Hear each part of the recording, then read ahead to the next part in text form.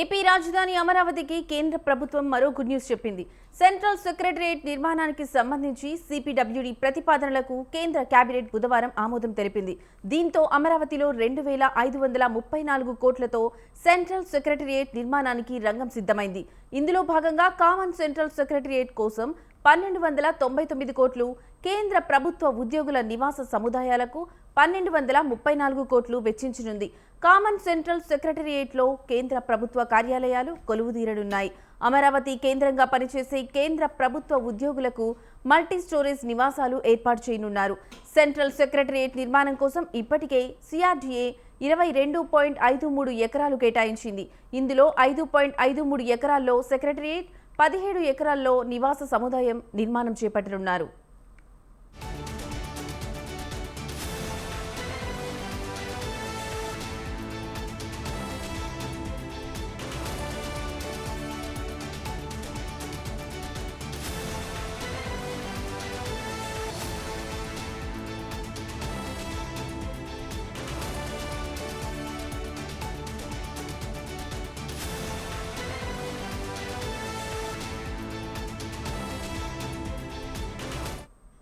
AP రాజధాని అమరావతికి కేంద్ర ప్రభుత్వం మరో గుడ్ న్యూస్ చెప్పింది.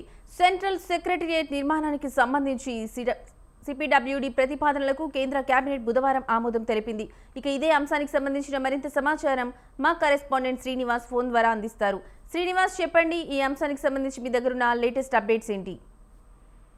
Thank you Lakshmi. ఆంధ్రప్రదేశ్ రాజధాని అమరావతి నిర్మాణంలో మరో చారిత్రాత్మక అడుగు పడింది.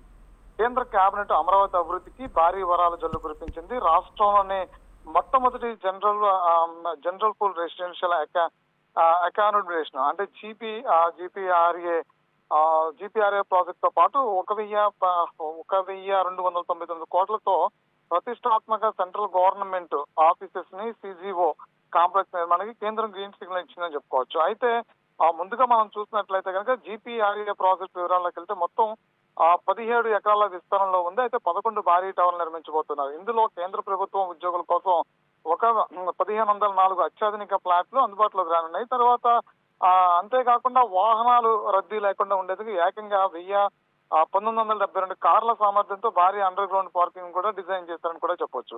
అయితే ఇక ఈ ప్యాకేజ్ లో మరో హైలైట్ అంశం ఏంటి అంటే కనుక 1,299 కోట్లతో నిర్మించిన సిజిఏ కాంప్లెక్స్ వివిధ ప్రాంతాల్లో ఉన్నటువంటి కేంద్ర ప్రభుత్వ కార్యాలన్నింటినీ ఒకే గూడు కిందకి తెచ్చేలాగా చతురస్రాకారంలో ఈ మెగా కాంప్లెక్స్ ప్లాన్ చేస్తారని కూడా చెప్పుకోవచ్చు. అయితే 5.53 ఎకరాల్లో 23.25 లక్షల చదరపు అడుగుల స్థలంలో ఉన్నటువంటి 13 అంతస్తులతో 2 భారీ బ్లాకులను ఎక్కడే రూపుదిద్దుకున్నాయని కూడా చెప్పవచ్చు. అంతేకాకుండా ఈ కాంప్లెక్స్ లో ఏకంగా 8,000 మంది ఉద్యోగులు ఒకేసారి పనిచేసేలా అన్ని రకాల అత్యాధునిక వసతులు కల్పిస్తూ ఉద్యోగుల సందర్శకుల కోసం 1,1800 కార్లు పార్కింగ్ స్పేస్ తో పాటు కాంప్లెక్స్ లోపలే బ్యాంకు, అదేవిధంగా ఏటీఎం, మరో విధంగా చూస్తే పోస్ట్ ఆఫీస్ సౌకర్యాలు కూడా కల్పించబోతున్నాయని కూడా చెప్పుకోవచ్చు. అయితే ఈ నిర్మాణాలన్నీ కూడా పర్యావరణానికి పెద్దపీట వేస్తూ పూర్తి గ్రీన్ బిల్డింగ్ ప్రమాణాలతో రూపుదిద్దుకొని ఉన్నాయని చెప్పని కూడా చెప్పుకోవచ్చు. అయితే ప్రతిష్టాత్మకంగా GRIHA 4 తో పాటు స్టార్